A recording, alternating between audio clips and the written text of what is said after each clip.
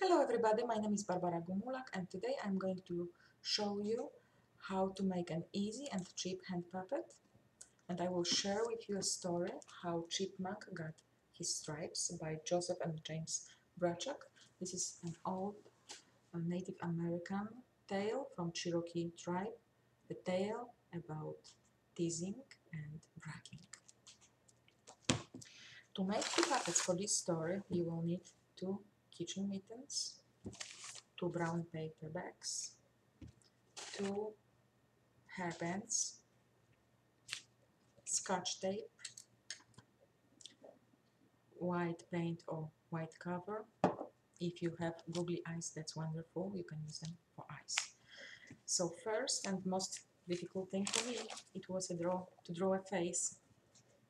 This is a squirrel face. If you don't like it, you may always use something to print from internet, and you may glue the face here. Then you will cut the head, look like that, and I just attach this to the rest of the body. I used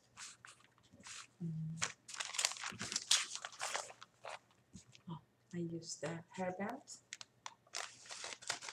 so the final results look like this.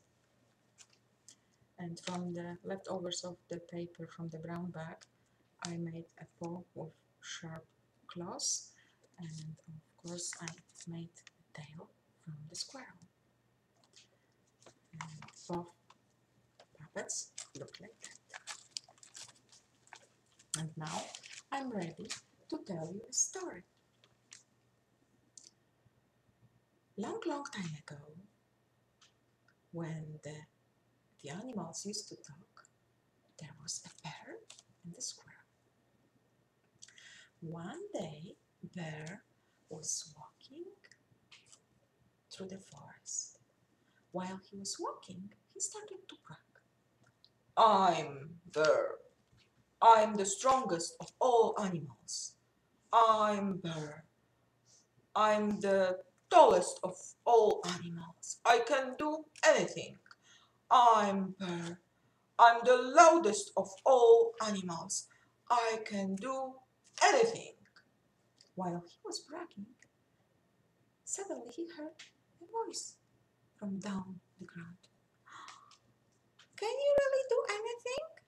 Yes, I can, said the bear. Can you tell the rice not to...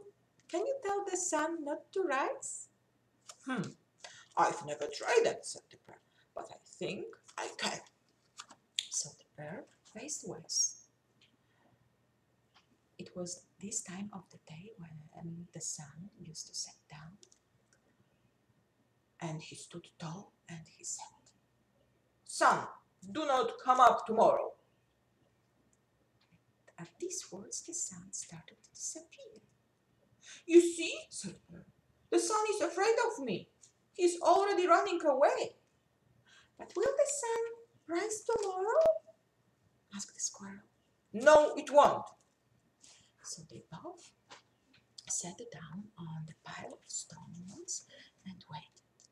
They were waiting and waiting all night long. While they were waiting, the bear started to chant. The sun won't come up. The sun won't come up. The sun won't come up. And the squirrel started chanting his song. The sun is going to rise. The sun is going to rise. The sun is going to rise. Soon, other animals joined them because they were curious who is right and who is wrong. Finally, it was close to the dawn when one of the animals saw a pink light on the east side of the sky. The sun is going to rise, the animal said. No, the sun is not going to rise, said the bear. The sun is going to rise, the sun is going to rise, started singing the squirrel. And soon the sun came up, and all animals were cheering happily and welcoming the sun. And the happiest of all was, of course, Squirrel. he was so happy singing. The sun came up, the sun came up, the sun came up, that he forgot about his wise grandmother's words. That it is good to be right about something, but it's not such a good idea to tease someone else who is wrong. And the squirrel forgot about it, so he kept singing. The sun came up, the sun came up, the sun came up. Berries silly, berries foolish, berries stupid. Bear got so angry, he jumped on the squirrel and pressed him to the ground. I may be silly, I may be foolish, but you won't see another sunrise again, because I'm going to eat you. The squirrel thought fast. You are right. It wasn't a good idea to tease you. I would like to apologize for you, but you are pressing so hard that I cannot even breathe. If you could let go just a little bit, I could say I'm sorry before you eat me. The bear thought, it's a good idea to hear your apologies before I will eat you. So the bear let go a little bit, and the squirrel started running away. He was running and running away very, very fast, and the bear was after him. Just before the squirrel was about to enter his little hole in the ground, the bear reached for him and scratched his back from the very top of his head to the tip of his tail. The squirrel ran away and hid in the ground, in his small house in the ground, so the bear couldn't reach him.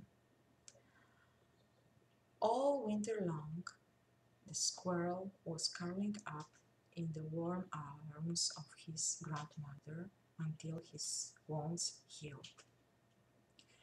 When the spring came, he got out of his home and he saw that he had white stripes on his back from the top of his head to the tip of his tail. He was no longer a brown squirrel. He was a chipmunk. And from that day on, the squirrel likes to get up early in the morning and sing his song, the sun came up, the sun came up, the sun came up.